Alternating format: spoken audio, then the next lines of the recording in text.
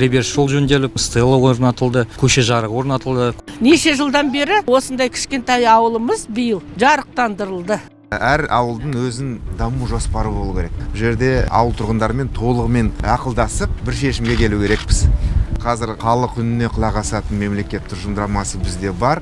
Бұны тыңдайтын, еститін әкімдік болу керек.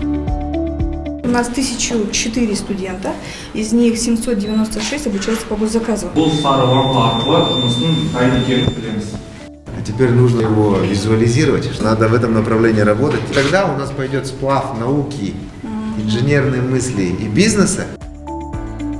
В этом году проходил республиканский конкурс. В нем я занял первое место. Мы были отмечены как лучшие участницы в разработке проекта по благоустройству дворовой территории. Мне бы хотелось заняться ораторским искусством.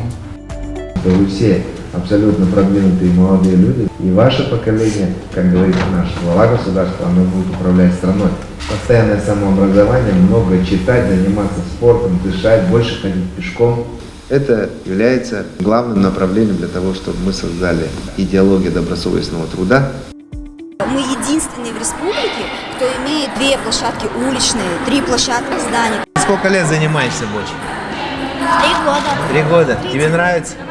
Да. Это правильная модель. У АКСУ надо брать этот пример, брать на вооружение, для того, чтобы и дети, и родители были спокойны, и дети были заняты спортом, да, и для разных аудиторий.